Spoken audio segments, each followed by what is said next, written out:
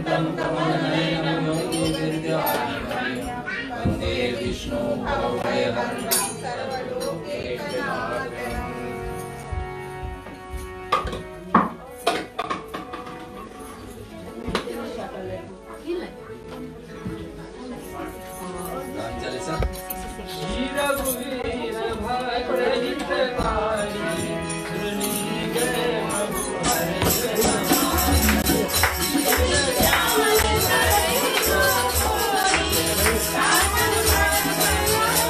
Thank you.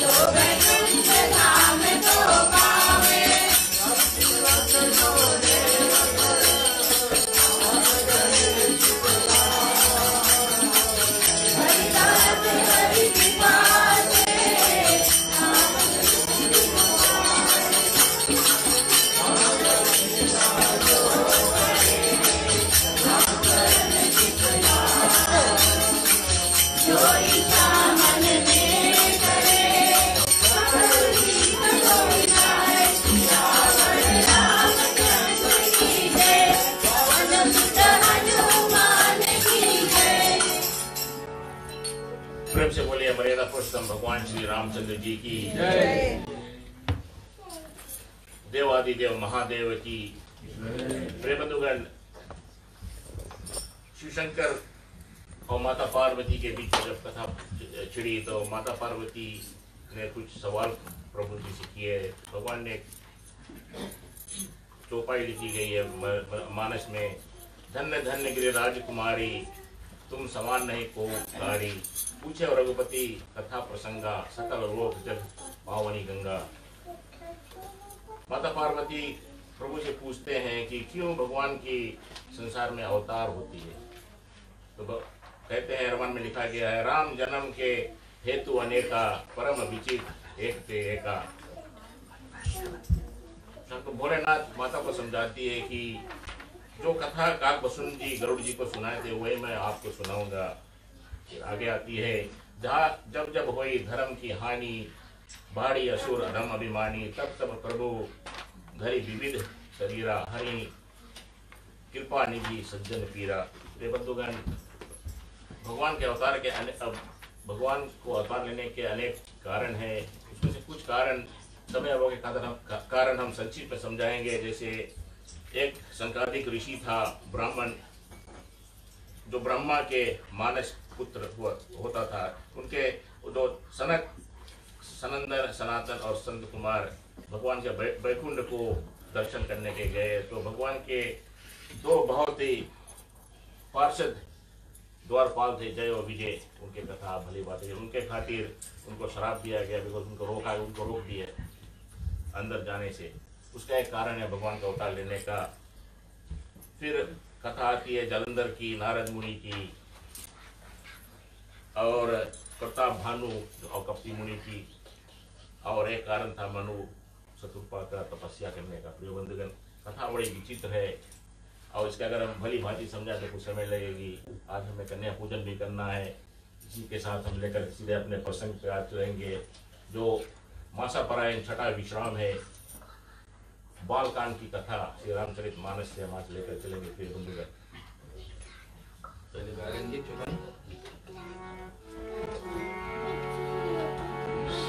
Narayan Narayan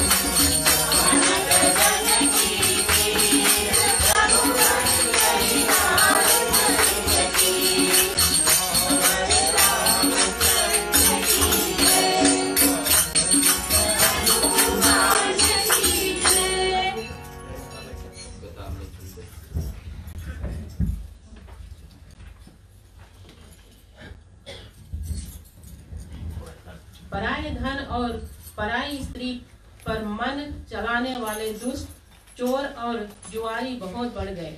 लोग माता पिता और देवताओं को नहीं मानते थे और साधुओं को यानी कि सेवा करना तो दूर रहा, उल्टे उन से सेवा करवाते थे। श्री शिव जी कहते हैं कि हे भवानी, जिनके ऐसे आचरण है उन सब प्राणियों को राक्षस ही समझना। इस प्रकार धर्म के प्रति यानी लोगों की अतिशय गलानी यानी अरुचि अनास्था देखकर पृथ्वी अत्यंत भयभीत एवं व्याकुल हो गई।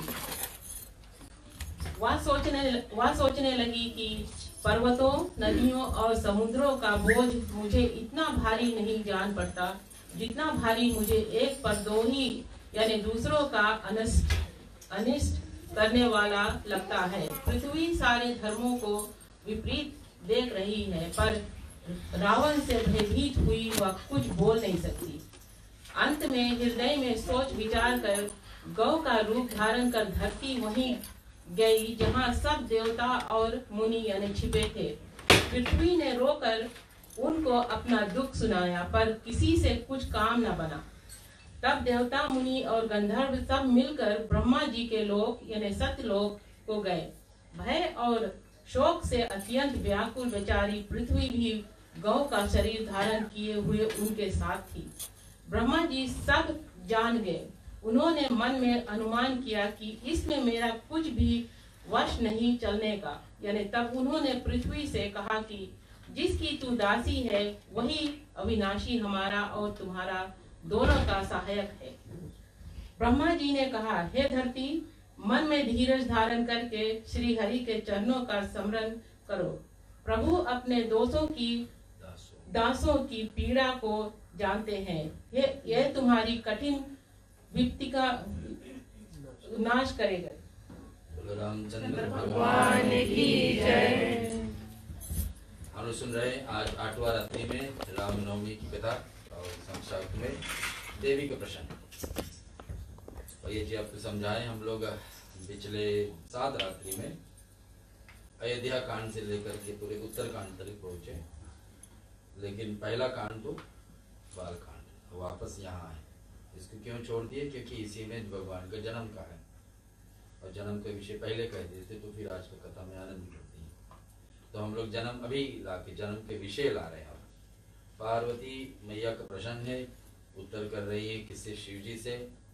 कि बताइए, जब वो साथ साथ में विश्वेश्वर भगवान विष्णु है, तो उसको अवतार लेने की क्या जरूरत था? वहीं बैकुंठ सब लीला कर देते हैं। जिसको इसको मारना था वहां से इसको कोई ना कोई कारण बना के मार देते। धरती पे आकर नर लीला क्या मतलब? आए इतना दिन, फिर कठिन सहे, 11,000 वर्ष राज किए, सब बातें को देख करके क्या मतलब था भगवान विष्णु को राम को रूप में आने? तो भगवान शिव को फिर बात छेड़ना पड़ा एक एक कारण। जैसे भैया कि आपको समझाए, 4 तो श्राप है। भगवान विष्णु के ऊपर श्राप लगे कि आप धरती पे जाओ। एक वरदान है, वरदान वाला अच्छी बात पहले सुन लेते हैं। मनु और शत्रुपा जो प्रथम नर नारी धरती का सब कुछ आनंद, राजा होते हुए सब कुछ आनंद होकर के सब कुछ पा करके अंतिम चरण में पहुंच गए। सोचिए कि जीवन के अर्थ क्या है? अंतिम में सब कुछ छोड़ के जाना ही जाना, जीते जी भगवान में लीन जाए।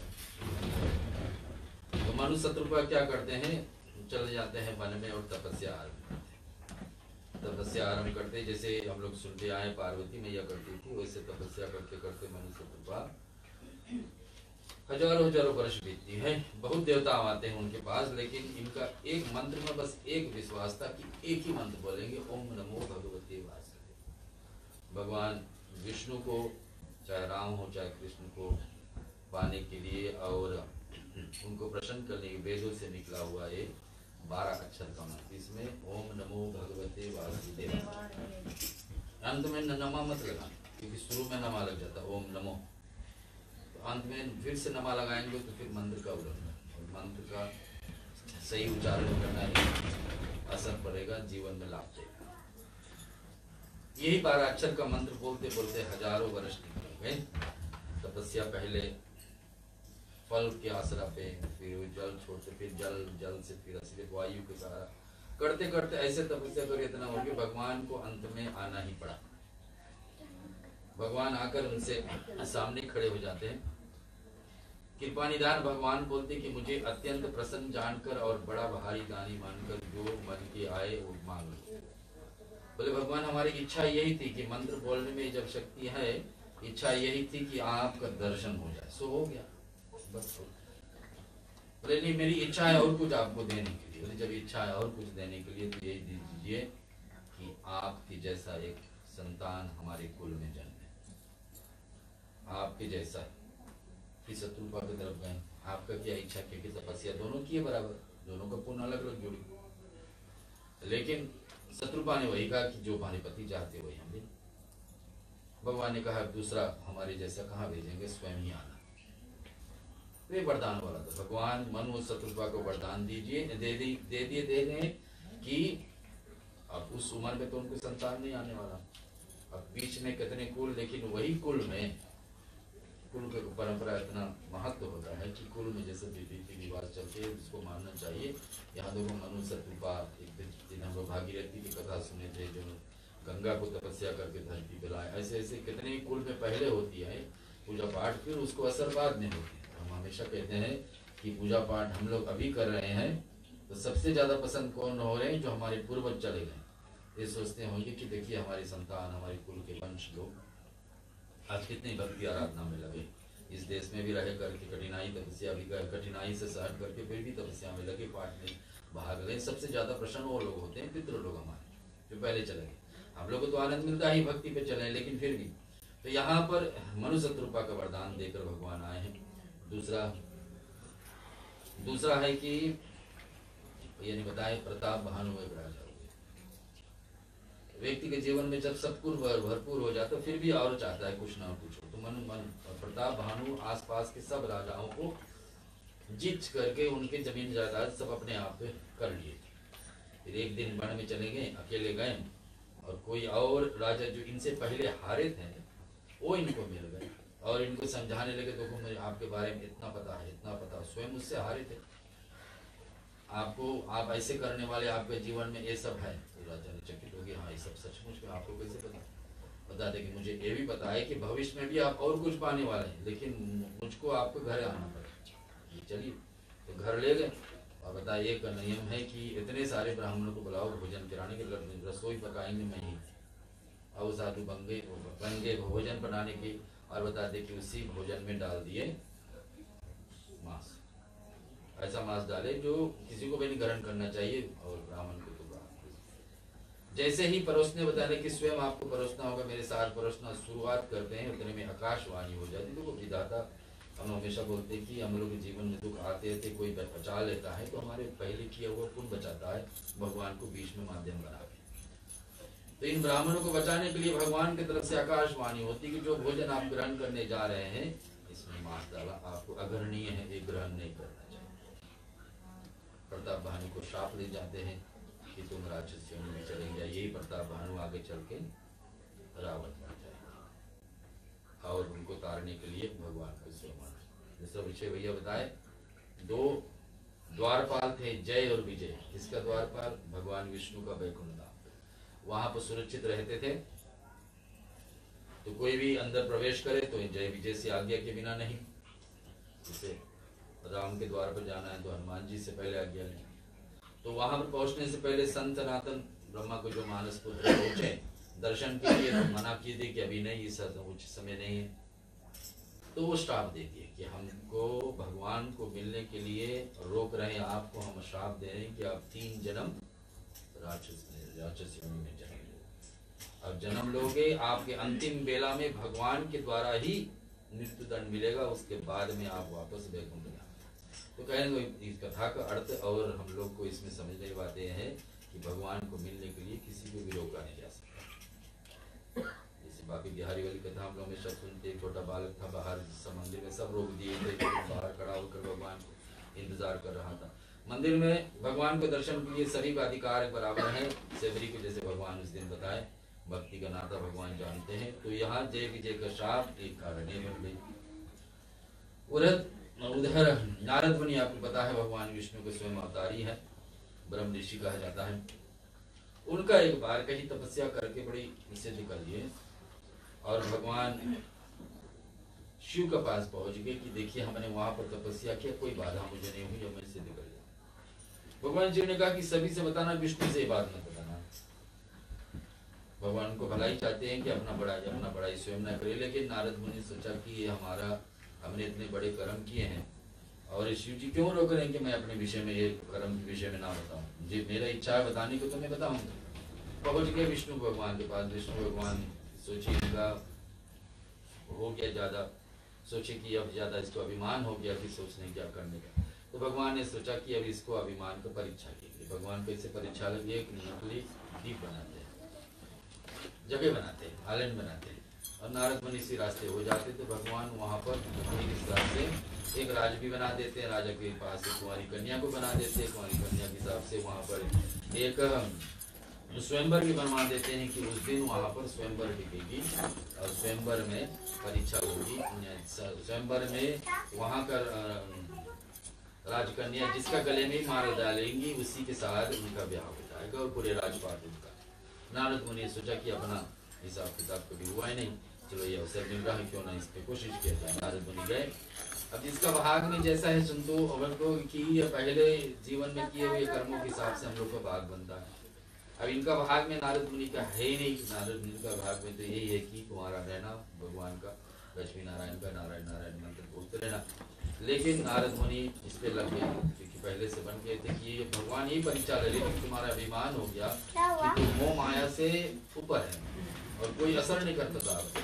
तो भगवान ही परीक्षा ले गए, लेकिन सचमुच में तुम इससे ऊपर आए कि नहीं। अब पहुंचे वहां पर तो नारद मुनि उस सभा में जाकर बैठ गए। उससे पहले भगवान विष्णु से सहारा मांगे कि भगवान हरि जैसा मुंह मुझे दे दो। भगवान बोले कि हर एक शब्द का एक से ज्यादा मीनिंग होता है, तो भगवान बोले ठीक हरि जैसा मुंह दे देते हैं। जाकर सभा में बैठ जाते हैं। राजकन्या सभी तरफ जाती है, लेकिन हरि जैसा मुंह वाला नारद के पास तो देखे ही नहीं। बाद में पता लगा, जो भगवान शिव पता भेजे थे जो दूतों को वहां पर जाकर देखो क्या होगा। जो दूध देकर के नारद को हंसने लगे कि क्यों आपकी सभा में किस कारण से किस लालच में बैठे थे, आपको तो नहीं पता आपका रूप देखने में कैसा है, आपको तो बानर जैसा रूप। नारद गए तालाब में, देखे अपना सचमुच में और रूप मिला के बानर का। तुरंत ही भगवान विष्णु के क्रोध होकर श्राप देते कि आपने मेरे साथ छल किया, इस कारण से समुद्र मंथन के समय छल किए थे। देवताओं के साथ अनेक अनेक उदाहरण देने लगे। व्यक्ति के मन में क्या क्या पहले से नारद मुनि के विष्णु के प्रति रखे थे, सब उस समय उगल दिए। विष्णु तुमने ऐसे किया तो वहां ऐसे किया, जो भी कहना था पहले की पुरानी बात सब भगवान के आगे। और ये भी कह दिया कि श्राप देता हूँ कि ये जो बानर मुख मुझे दिए हैं, यही बानर मुख वाले तुम्हारी पत्नी को कभी न कभी खोज में सहायता करें। तो भगवान विष्णु को अब धरती पर आना है, अपनी पत्नी को खोना है और खोने के समय इसको वापस लेने में बानर मुख वाले हनुमान जी आदि सेना उनको सहायता करते। इधर तो नारद मुनि के श्राप बन गए कि तुम भी अपनी पत्नी को कभी खोजोगे। जैसे आज मैंने अपनी पत्नी को खोज में इस सभा में आए थे और आपने ऐसे किया। नारद जी को जब अपनी होश आई और उसको पता चली कि सचमुच में वो देश असली नहीं था, वो सब नकली था, ऐसा सोचे भगवान बहुत पछताए। भगवान ऐसे मुझे नहीं कहना चाहिए था कि आपके ऊपर शाप लगे। भगवान कहे जो एक बात ऐसा है, बात ऐसा होता है, एक बार मुंह से निकल जाता है वापस फिर रामबाण की तरह जब राम का बाण निकलती है तो फिर कुछ न कुछ कार्य करके आती है। ऐसा ही हमारी वाणी है, एक बार हम कुछ कह देते हैं वापस नहीं होने वाला है। भगवान बताए कोई बात नहीं, आपने श्राप दे दिया, उस श्राप मुझे स्वीकार है, उसके हिसाब से मैं। इधर आपको पता है कि जलंधर और उनका पत्नी वृंदा का तपस्या थी, जलंधर की रक्षा हो रही थी। जलंधर राक्षस स्वभाव के थे, समुद्र का ही देवता थे, समुद्र देवता का ही पुत्र थे और उनका बहन साक्षात भगवान विष्णु की पत्नी लक्ष्मी। और जलंधर के स्वभाव था कि अनेक देवताओं के साथ बार बार में जाकर युद्ध छेड़ना थे, हमेशा ही इन पे विजय होती थी क्योंकि पत्नी उनको रक्षा करने वृंदा देवी बैठी रहती थी। एक समय भगवान विष्णु और शिव जी सोचे कि इनको वध करने के लिए मातुपारी करना पड़ेगा, तो 5000 वर्ष कहीं कहीं लिखा है भगवान ने, विष्णु ने सोचा कि मैं जाकर के वृंदा के पति का रूप धारण करके, जलंधर का रूप धारण करके वृंदा के पास पहुंच जाता हूँ। उधर भगवान शिव बताते कि जाकर युद्ध से, उसी समय नारद मुनि भी पहुंच करके वहाँ जलंधर से कहे कि आपको पता है संसार में कोई भी स्त्री आपको पा सकते हो, लेकिन शिव जी के बराबर पार्वती जैसा स्त्री पत्नी आपको कहीं नहीं मिल पाएंगी, उनसे कभी आप युद्ध छिड़े ही नहीं। बात 1 से 2 हो गई और युद्ध छिड़ी। भगवान शिव उसका उसी समय वध कर पाते जब भगवान विष्णु का जब विष्णु ने जलंधर का रूप धारण करके पहुंच जाते हैं वृंदा के पास। अब इंद्रा ने सोचा कि हमारे पति वापस लौट आए युद्ध भूमि से, तो फिर तपस्या और पाठ करने की क्या आवश्यकता। ध्यान जैसे हटाती है भगवान विष्णु का चरण सेवा में लगती है और इधर शिव जी महाराज उनको वध कर देते हैं। ऐसे ही कहा गया है। वृंदा को जब होश आती है, वृंदा को जो पता लगता है कि हमारे साथ में छल हुआ है, तो श्राप दे देती भगवान विष्णु पे कि हमारे यही पति का कुल से कोई राक्षस फिर होगा जो तुम्हारे पत्नी को कभी न कभी हरण करे। जैसे आज आपने ऐसे किया है, राक्षस कुल के पत्नी को साथ में ऐसे छल किए, वैसे ही एक दिन आप भगवान ने उसको भी तथास्तु कर दिए, उसको भी स्वीकार करे। ऐसे ऐसे श्राप हो गए, 4 श्राप हो गए और एक वरदान हो गई, जिसके कारण से अब हम लोग एक भजन 2 लाइन फिर जय रामायण जय रामायण जय रामायण जय रामायण जय रामायण जय रामायण जय रामायण जय रामायण खुशी राजा तुम्हें सारी रामायण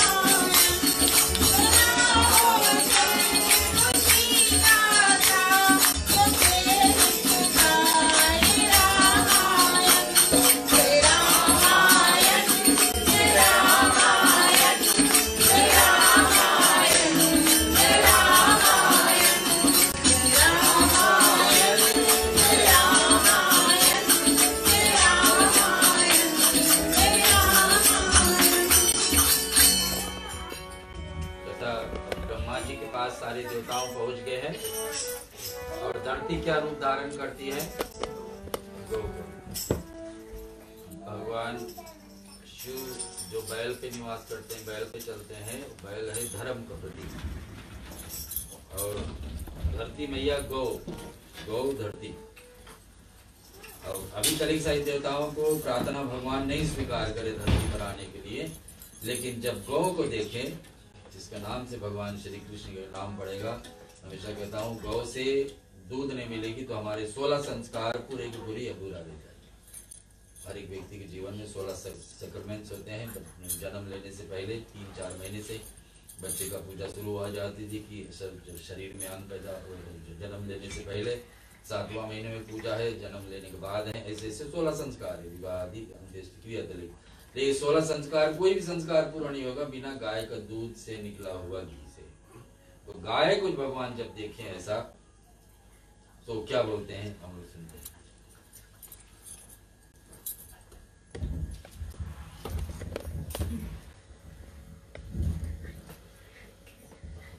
सब देवता बैकुंठ बैठकर विचार करने लगे कि प्रभु को कहाँ पावे ताकि उनके सामने पुकार फरियाद करे।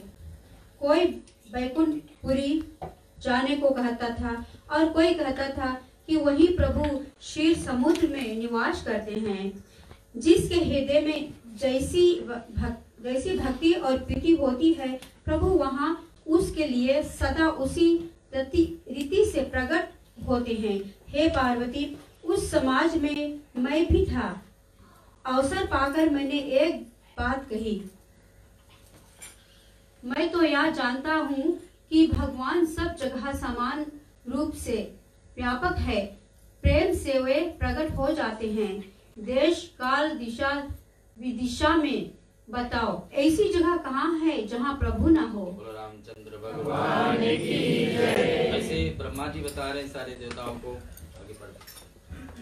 ब्रह्मा जी बता रहे सारे देवताओं को कि कहाँ पर भगवान को ढूंढे। आना है तो भगवान विष्णु को ही अवतार लेकर धरती पर आपत्ति चाल साई ही रावण अपने काम कर रहे हैं, अपने दूतों को जगह जगह भेज करके जहां जहां भी धर्म कर्म होती है सबको हानि पहुंचाते, सबको रुकावट हो। साधु समाज, संत समाज, ब्राह्मण, कोई भी अपने कार्य, धार्मिक कार्य नहीं हो पा रहा, सब रावण का अधीन होने लगे।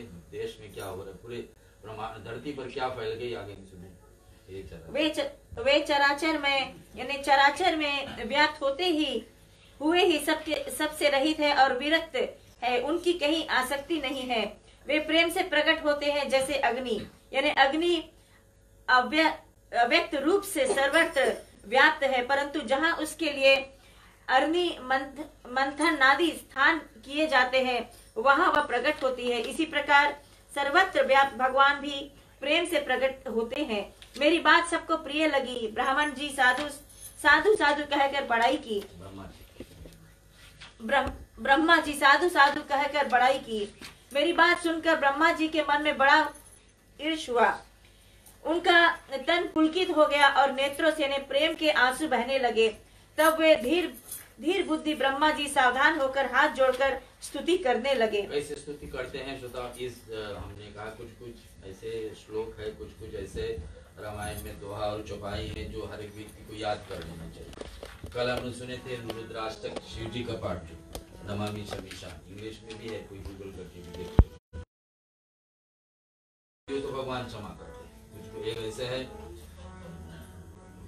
कीजिए सबका आजा हृदय राखी कौशल रख। कोई बड़े काम पे हम लोग जा रहे हैं कुछ काम कर बनाने के लिए, तो विषय रखकर कीजिए सबका आजा हृदय राखी कौशल। और ये लाइन है जो अभी हम लोग गा रहे जाने, इसको भी आपको गूगल पर मिल जाएगा, जय जय सूर्य नायक इतना ही लिखना है। इसमें क्या है, कैसे हम लोग को पूजा करना चाहिए। पूजा से पहले कि भगवान से हम लोग बोलते हैं कि भगवान हमें पूजा पाठ कुछ नहीं पता है, हम लोग कैसे आप खुशी होते हैं मुझे नहीं पता है, लेकिन फिर भी श्रद्धा भाव से हम आपको स्तुति करें। कैसे स्तुति हो रही है सुनिए।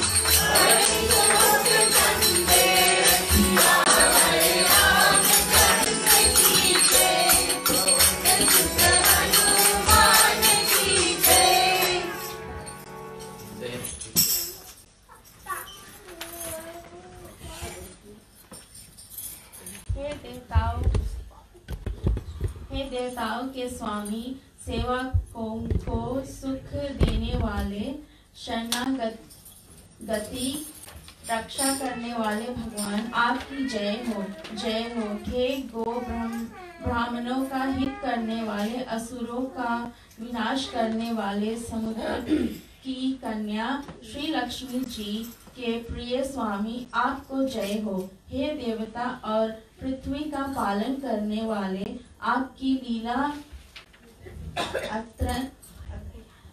अद्भुत है, उसका भेद कोई नहीं जानता। ऐसे जो स्वभाव से ही कृपालु और दीन दयालु है, वे ही हम पर कृपा करें। हे अविनाशी, सबके हृदय में निवास करने वाले, अंतर्यामी, सर्वव्यापक, परम आनंद स्वरूप, अजय, इंद्रियों से परे, पवित्र चरित्र, माया से रहित, मुकुंद, मोक्षदाता, आपकी जय हो, जय हो। इस लोक और परलोक के सब भोगों से रिक्त तथा मोह से सर्वथा छूटे हुए ज्ञानी मुनिविंद्र भी अत्यंत अनुरागी प्रेमी बनकर जानकी, जिनका रात दिन ध्यान करते हैं और जिनके गुणों के समूह का गान करते हैं, उन शिक्षादान सच्चिदानंद जी की जय हो। लक्ष्मी नारायण भगवान की जय। जिन्होंने बिना किसी दूसरे संगी अथवा सहायक के अकेले ही या स्वयं अपने को त्रिगुण रूप ब्रह्मा विष्णु शिव रूप बनाकर अथवा बिना किसी उपादान कारण के अर्थात स्वयं ही सृष्टि का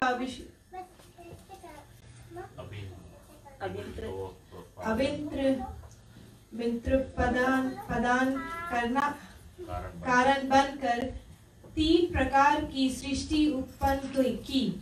वे पापों का नाश करने वाले भगवान हमारी सुधि ले। हम न भक्ति जानते हैं न पूजा, जो संसार के यानी कि जन्म मृत्यु के भय का नाश करने वाले, मुनियों के मन को आनंद देने वाले और विपत्तियों के मोह को नष्ट करने वाले हैं। हम सब देवताओं के समूह मन, वचन और कर्म से चतुराई करने की बान छोड़कर उन भगवान की शरण आए हैं। सरस्वती, वेद, शेष जी और संपूर्ण ऋषि कोई भी जिनको नहीं जानते, जिन्हें दीन प्रिय है, ऐसा वेद पुकार कर कहते हैं, वे ही श्री भगवान हम पर दया करे। हे संसार रूपी समुद्र के मतने के लिए मंदराचल रूप सब प्रकार से सुंदर गुणों के धाम और सुरों की राशि नाथ, आपके चरण कमलों में और सारे देवता भय से अत्यंत व्याकुल होकर नमस्कार करते हैं। देवता और पृथ्वी को भयभीत जानकर और अनेक स्नेह युक्त वचन सुनकर शोक और संदेह को हरने वाली गंभीर आकाशवाणी हुई। श्रोतागण, आकाशवाणी में क्या होती है ये कथा कल हम सुनेंगे जब श्री राम जन्म का हेतु आएगा। प्रिय बंधुगण, प्रेम से बोलिए सियावर रामचंद्र की जय। एक माता का भजन और फिर कन्या पूजा का शुभारंभ एक छोटे से कथा। भोर भई दिन चढ़ गया मेरी अम्बे, भोर भई दिन चढ़ गया मेरी अम्बे, हो रही जय जयकार मंदिर बिच, आरती जय जय माँ, जय दरबारा वाली आरती जय माँ।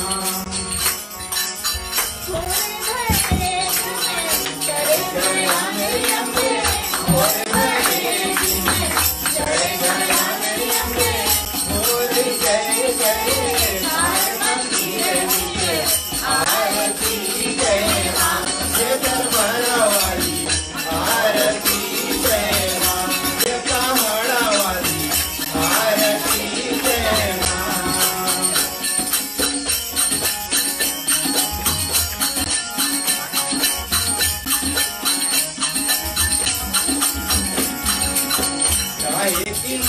तेरी आरती बनावा, काहे की मैया तेरी आरती बनावा, काहे की पावा किसे बासी मंदिर विच आरती जय मां ये सोला वाली, आरती जय मां ये पहाड़ा वाली, आरती जय मां।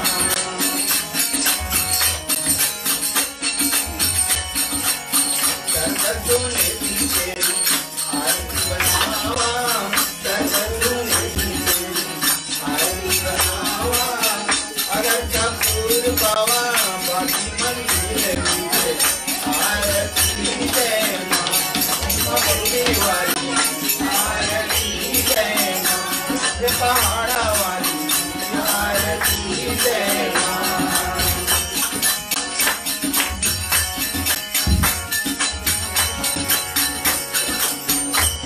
सुहागिन जीवा बाले मेरी मैया, कौन सुहागिन जीवा बाले मेरी मैया, कौन जाके सारी रात मंदिर विच आरती जय मां सच्चा जोता वाली, आरती जय मां ये पहाड़ा वाली, आरती जय मां।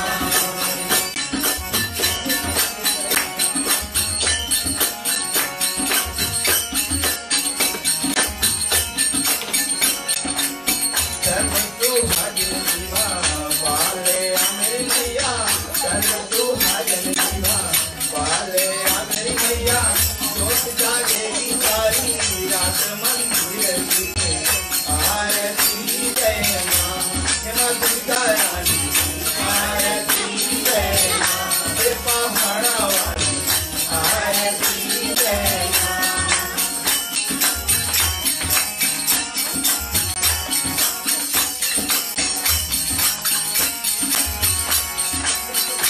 जुग दिए तेरा जमेगा राजा, जुग दिए तेरा जमेगा राजा, तेरा भवन बनाया मंदिर विच आरती जय मां।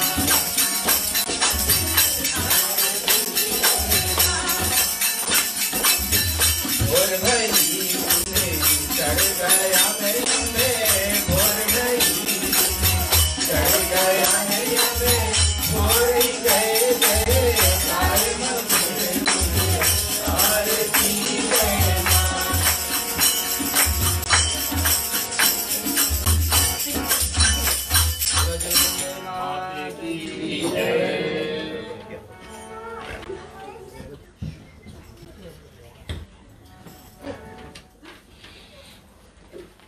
जब राजा दशरथ की कोई संतानें नहीं थी तब उन्होंने यज्ञ किया था और उनसे जो खीर मिला था उनको उन्होंने अपनी लानियों में बांट दिया। उनमें से एक लानी का खीर एक चील उली थी और केसरी पर्वत पे छोड़ दी थी, सिलीमुख पर्वत पे छोड़ दी थी, जहाँ एक अप्सरा तपस्या कर रही थी अंजना पुत्र प्राप्ति के लिए।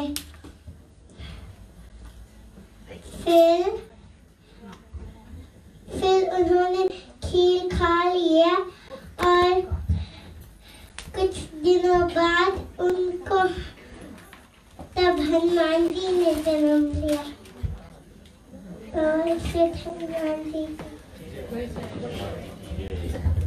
तो कल आज सिद्धदात्री माता का दिवस है 8वां पे, और किस कारण से है उसका नाम बड़ी आज के सत्संग कन्या पूजा के साथ में जोड़ती है। कल थी काल रात्रि, काली मैया के जीवन में शुभ करी भी माना एक नाम दिया गया है शुभंकरी, यानी जीवन में बहुत सारे शुभ करने वाले ही जिस व्यक्ति जो काली मैया को पूजते हैं उसके जीवन में कोई शत्रु कभी परेशान नहीं करते हैं, शत्रु होते हुए भी हानि नहीं पहुंचा सकते, ऐसे माना जाता है। मेरी कहा बाधाओं को दूर रखते उपासक को अग्नि से डर कभी नहीं रही, जल से डर कभी नहीं, कभी डूबने का डर नहीं, कभी अग्नि से डर नहीं, कभी जीव जंतु जितने भी संसार में जीव जंतु चलते हैं सभी से डर कभी नहीं। शत्रु को एक प्रकार का डर नहीं, रात्रि को डर नहीं व्यक्ति का, और इसकी कृपा से सर्वथा भयमुक्त व्यक्ति रहता है, यानी कि बिना डर के निर्डर रहता है। ऐसे काली मैया को वरदान थी। आज हम लोग सुनेंगे सिद्धदात्री की, महागौरी के विषय में, लेकिन पहले कन्या का पूजन का विधान। बोले नव दुर्गे माता की जय। कन्या का पूजन का संक्षेप से विधि विधान इस प्रकार होती है कि पूजा का ज्ञान प्राप्ति के लिए किसी ब्राह्मण का कन्या का पूजन करे, बल प्राप्ति के लिए क्षत्रिय का कन्या का पूजन करे, या फिर बता रहे कि अलग अलग जो आपका मनोकामना है, जो इच्छा है आपके मन में, तो अलग अलग यदि कन्या का पूजन करेंगे तो क्या क्या मिलेगा। ब्राह्मण कन्या के लिए ज्ञान प्राप्ति के लिए, बल प्राप्ति के लिए क्षत्रिय की कन्या का पूजन करें, धन प्राप्ति के लिए वैश्य की कन्या, शत्रु विजय एवं मारण आदि सिद्धि के लिए चंडाल कन्या का पूजन करना चाहिए। पूजन के लिए 2 वर्ष से 10 वर्ष की कन्या चुनने की विधान है। 2 वर्ष का कन्या कुमारी, 3 वर्ष का त्रिमूर्ति, या बता रहे कि अलग अलग जो वर्ष है, जो साल है, उनका क्या क्या रूप है। 2 वर्ष का कन्या कुमारी, 3 वर्ष का त्रिमूर्ति, 4 वर्ष का कल्याणी, 5वें का रोहिणी, 6वां काली, 7वां चंडिका, 8वां शंभुई तथा 9 वर्ष का दुर्गा का स्वरूप माना गया था। 10 वर्ष का सुभद्रा के नाम से पूजन की जाती है। 11वां वर्ष के ऊपर और 1 वर्ष से कम की कन्या का पूजन विधि अनुसार वर्जित किया गया है। देवी भगवती होम जब दान आदि से इतना प्रसन्न नहीं होती है जितने ये कन्या का पूजन हमसे पसंद हो जाती है, जो आज हमारे भाग्य है। बोले नव दुर्गे माता की जय। आज का महागौरी का रूप के विषय में सुनिए। महागौरी कन्या का रूप में थी।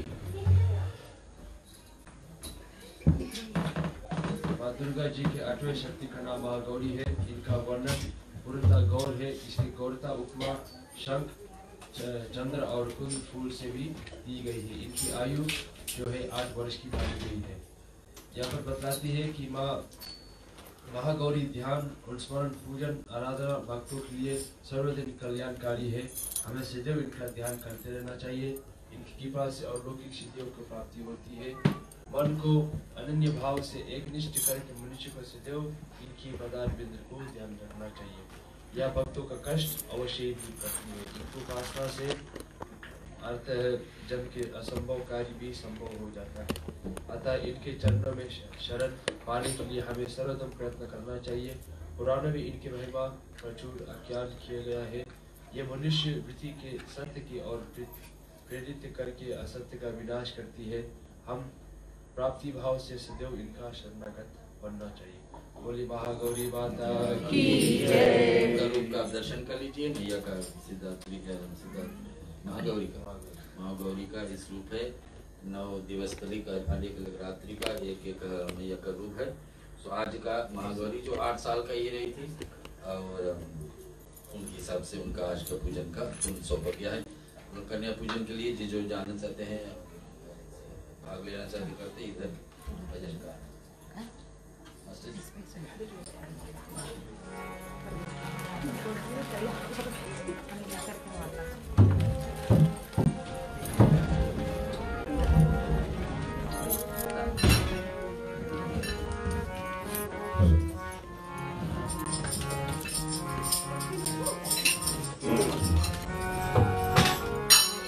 तेरे लाडले मालक जगाते, तेरे चरणों में शीश झुकाते।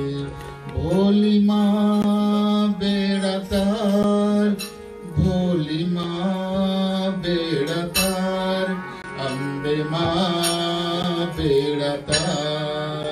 तेरे लाडले मालक जगाते, तेरे चरणों में शीश झुकाते। भोली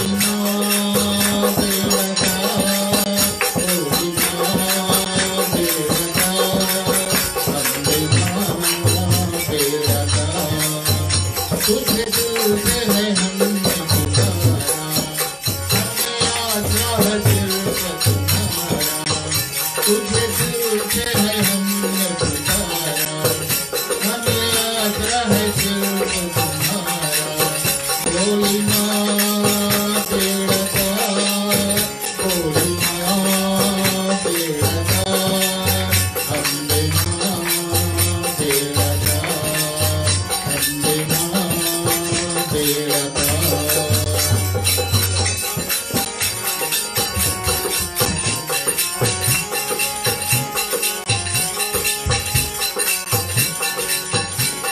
जननी भय हरनी महामाया है नाम तेरा।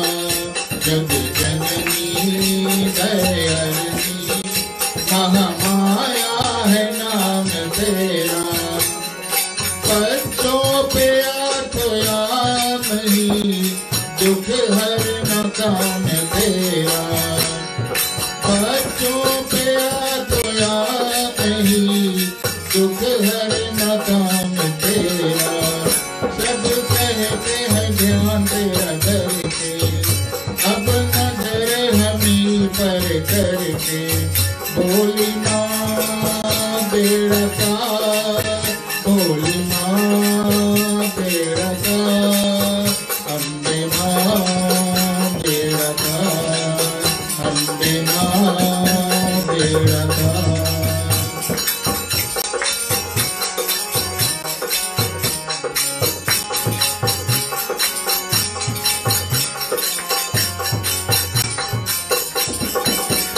ज्योति की एक रोशनी अंधियारा दूर कर दे। ज्योति की एक रोशनी अंधियारा दूर कर दे।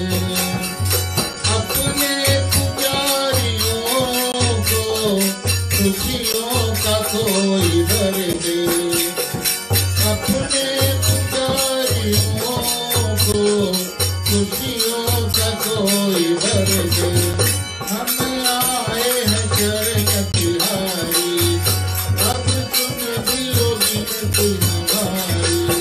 भोली माँ बेड़ा पार, भोली माँ बेड़ा पार, अम्बे माँ बेड़ा पार, अम्बे माँ बेड़ा पार।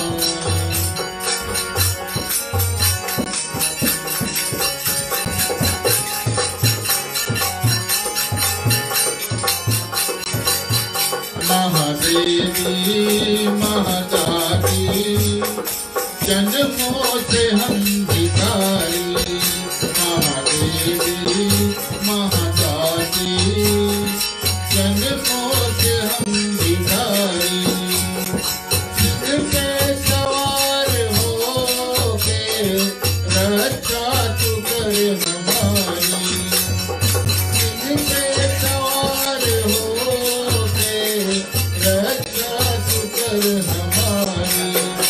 राधा के पूरे कर निर्दोष प्यार हमें देकर। भोली माँ बेड़ा पार, भोली माँ बेड़ा पार, अम्बे माँ बेड़ा पार, अम्बे माँ बेड़ा पार। तेरे लाडले मालक जगाते, तेरे चरणों में नीच झुकाते। भोली माँ बेड़ा पार, भोली माँ बेड़ा पार, अम्बे माँ बेड़ा पार, अम्बे माँ बेड़ा पार।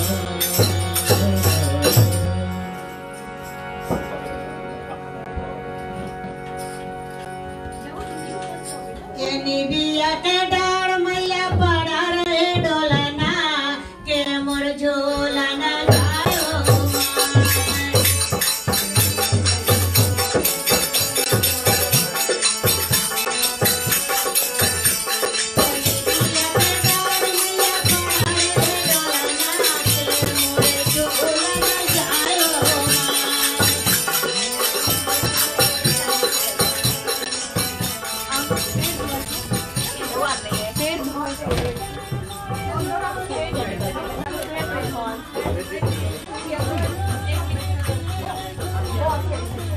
आप थोड़ा पीछे बैठना करिए। अभी देखना सुनील, इसकी तरह छोटा कर दो।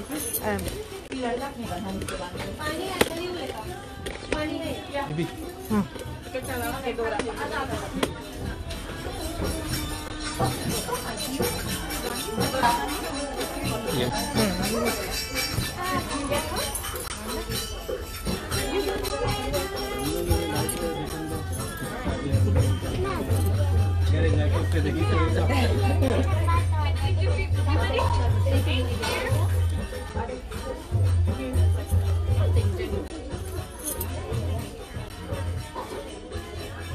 ऊपर से कर दे।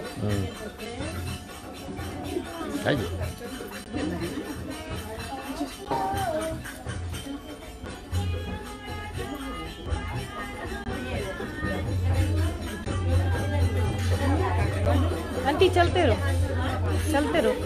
फ्लो करते रहो।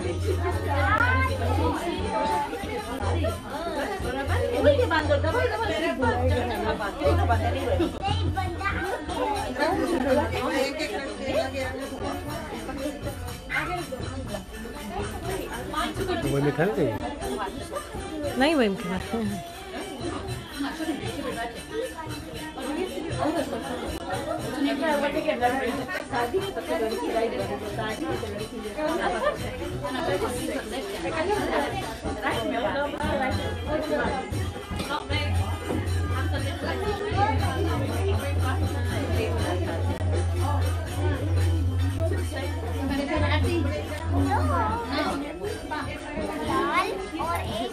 हमको नहीं बताया हाथ से करो।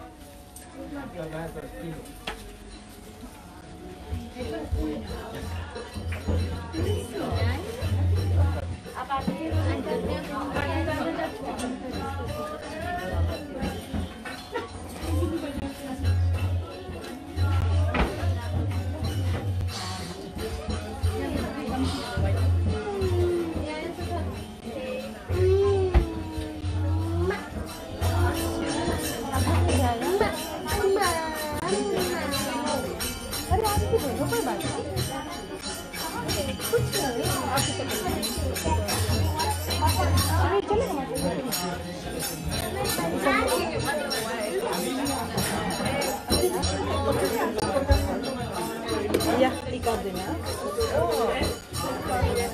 Ha.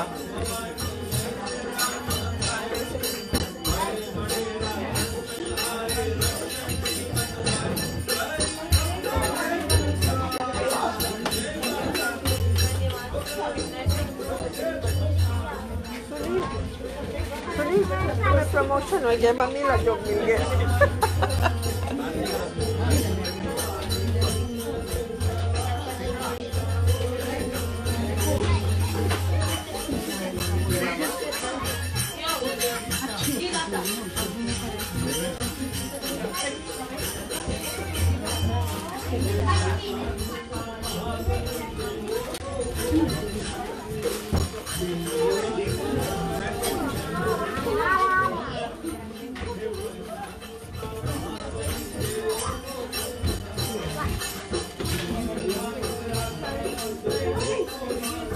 कैमरा में स्माइल करके जाओ।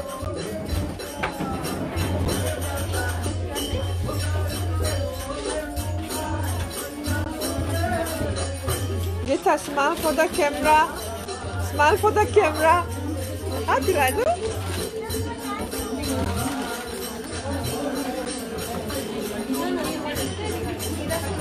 वही थोड़ा आपके पैसा नहीं काटा पे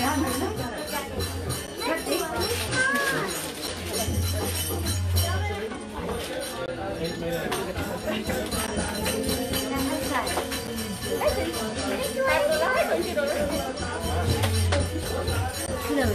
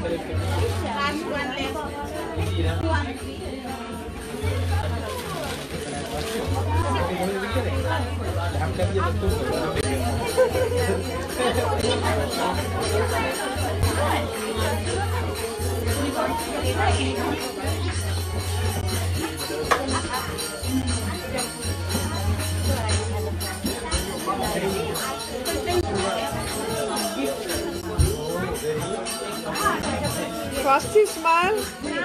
Smile. Frosty, smile. Ha ha ha. Kau cuba lah. Kau cuba? Oh, okay, okay.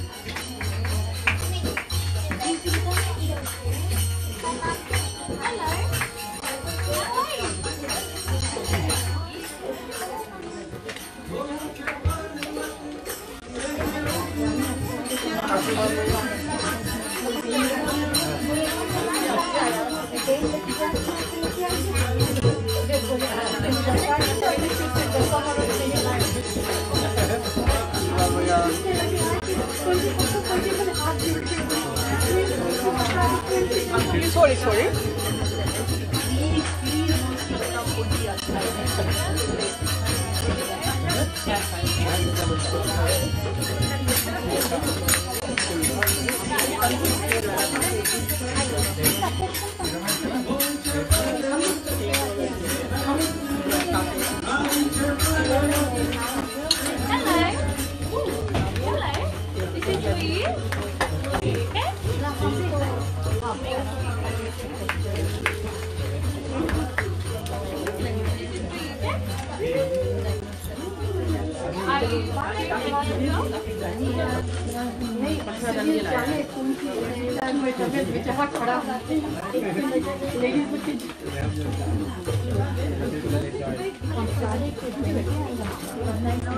Sharmila इधर देखना स्मार्ट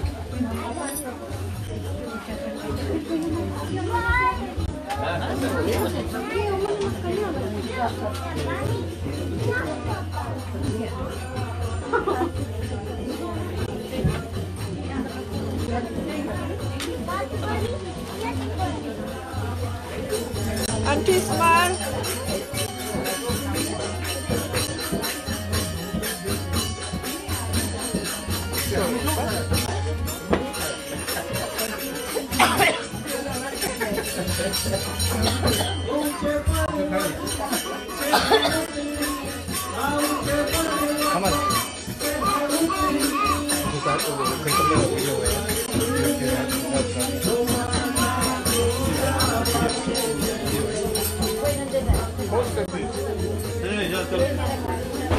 मैं और आप तक बैठे हुआ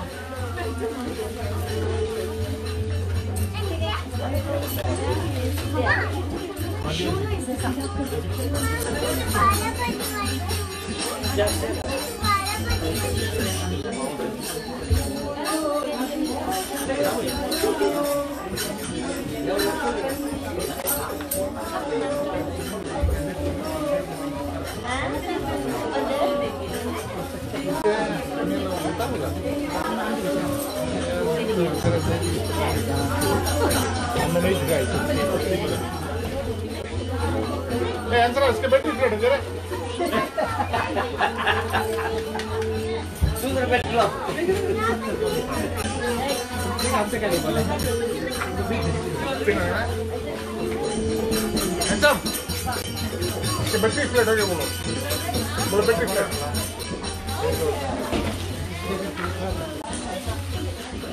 battery flood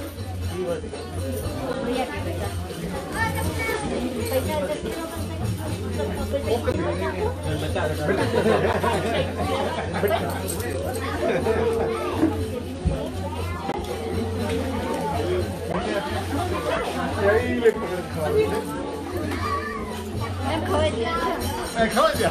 Oh, Y ese clave y yo me acuerdo que voy. Sharmila. Sharmila.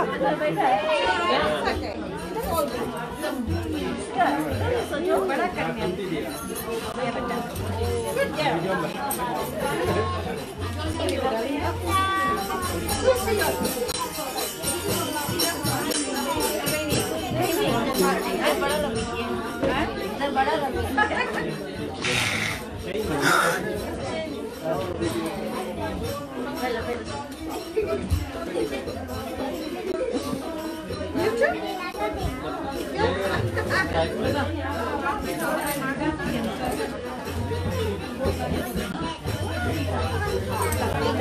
Thank you. नहीं बारी.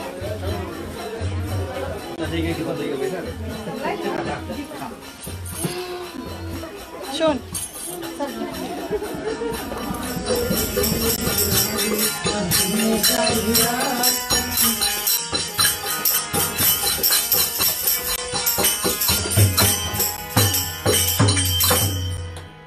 निबिया के पेड़वा के पतली नगरिया के धीरे धीरे चली आई अम्बे मैया के धीरे धीरे चली आई अम्बे मैया के धीरे धीरे निबिया के पेड़वा के पतली नगरिया के धीरे धीरे चली आई अम्बे मैया के धीरे धीरे चली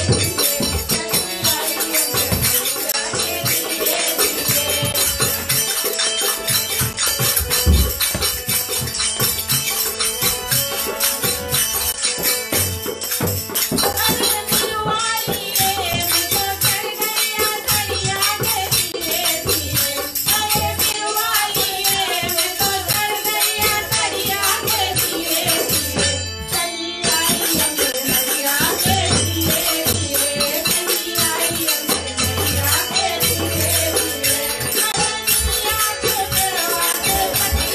मैया के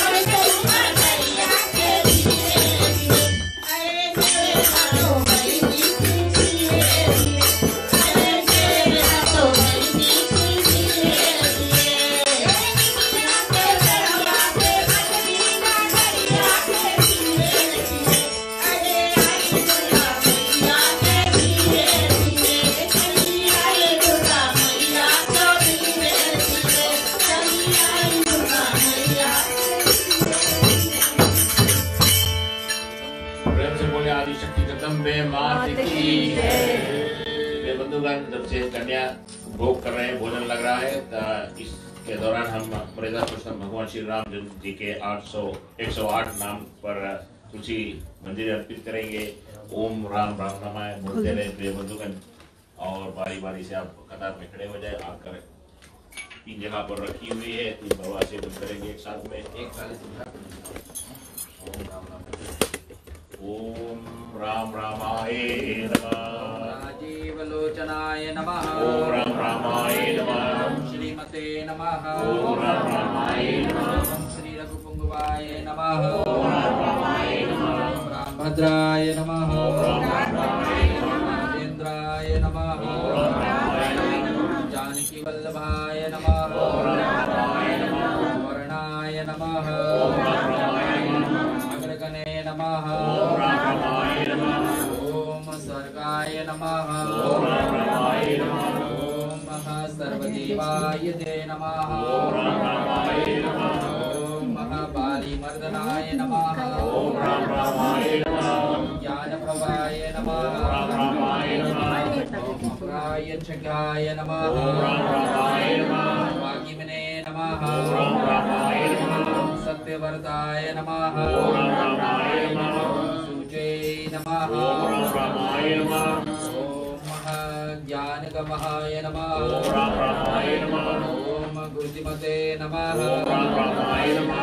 ओम प्रभवे नमः ओम दीपक्रोधाय नमः ओम हरिमर्दनाय नमः ओम परिवृढाय नमः वीराय नमः ईशाय नमः खड्गदाधराय नमः श्रीमते नमः ओम कौशल्ये नमः अनुसूयकाय नमः विपुलवासाय नमः प्रतापवते नमः आत्मवते नमः वीराय नमः ओम महोरसकाय नमः परमेष्टिने नमः नारायणाय नमः सत्यवर्ताय नमः सत्यसंधाय नमः वे नमः परमधर्मिकाय नमः योगज्ञाय नमः परस्मै नमः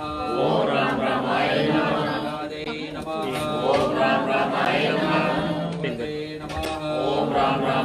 नमः शिवाय नमः